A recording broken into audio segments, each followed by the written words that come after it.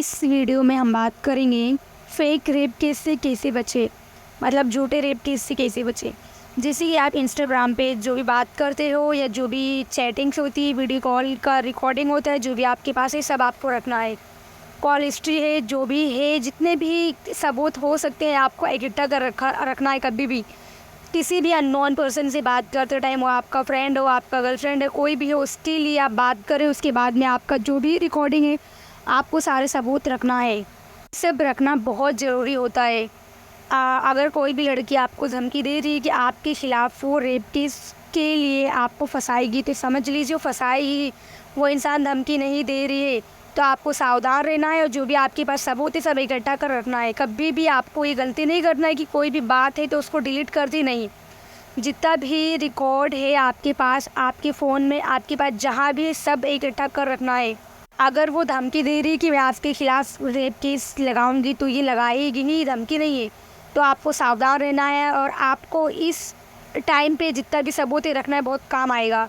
उसके बाद में अगर आपके ऊपर एफआईआर हो गया है तो आपको सबसे पहले आपको काउंटर एफआईआर करवाना है। अगर आपको लगा कि मेरे ऊपर इसने एफआईआर करवा दिया है, तो आप मतलब रेप केस का इल्ज़ाम लगवा दिया है, तो आपको सबसे पहले काउंटर एफआईआर करवाना है। वो बहुत ज़रूरी है, क्योंकि बहुत ज़रूरी है और हेल्प होता है इससे। अगर आपके ऊपर कोई भी फॉल्स रेप केस हो जाए तो ये बहुत काम आता है।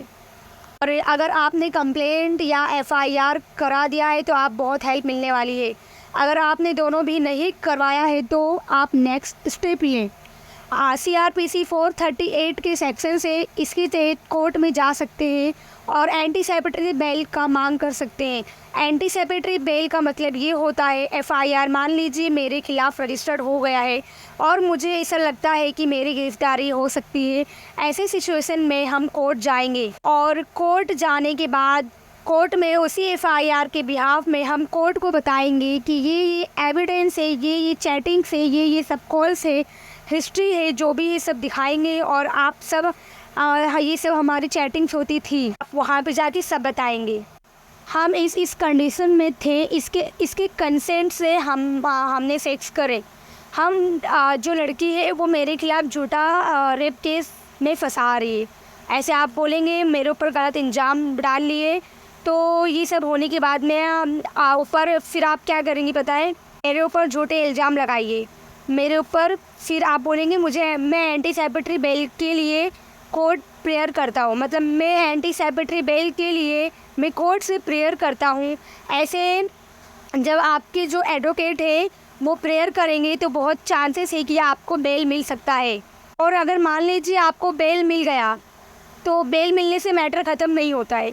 बेल मिलने के बाद में आपके पास रास्ता है कि CRPC का ही सेक्शन है 482 पावर देता है हाई कोर्ट और सुप्रीम कोर्ट को कि ये लिख जाए कि कोई भी एफआईआर जो रजिस्टर्ड हुआ है वो बैड मालाफाइड इंटेंशन से रजिस्टर्ड हुआ है, ये कोई सब्सटेंशियल एविडेंस नहीं है, प्रीमा फेसाई ही लग रहा है, ये फेक है, एफआईआर है, फॉल्स है, जो भी लग रहा है। तो हाई कोर्ट और सुप्रीम कोर्ट को ये राइट है कि वो सीधा एफआईआर को क्वेश कर सकता है। और ये जो क्वेश्चनिंग होती है ये CRPC 482 के तहत होती है। आपको ये याद रखना है कि क्वेश्चनिंग है जो हाई कोर्ट में शुरू होती है। अब ये साबित हो गया है कि आपके खिलाफ़ जो भी एफआईआर है वो गलत रजिस्टर्ड हुआ है।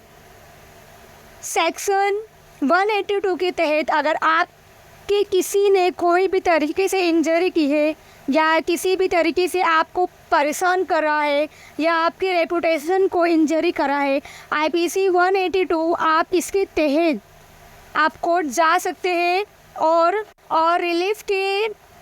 रिलीफ का मांग कर सकते हैं। इसमें जो फ़ाइन है वो 1000 की है और सज़ा 6 महीने की होती है। आप कोर्ट जा सकते हैं, आपके खिलाफ़ जो भी इंजरी हुई है, या आप कोर्ट से डिमांड कर सकते हैं कि आपकी जो इंजरी हुई है उसके लिए आप मांग कर सकते हैं। इसके बिहाफ में कंपेंसेशन भी मांग कर सकते हैं। अगर ये प्रूफ हो जाए कि आपके ऊपर जो चार्जेस लगाया गया है वो गलत है, वो रॉन्ग है, ये फॉल्स है, तो आप ये मांग कर सकते हैं। और एक बात ये पहला हुआ कि चार्जेस सही है बट जो इन्फॉर्मेशन है वो गलत है, तो उसके लिए मैंने सेक्शन 182 बताया।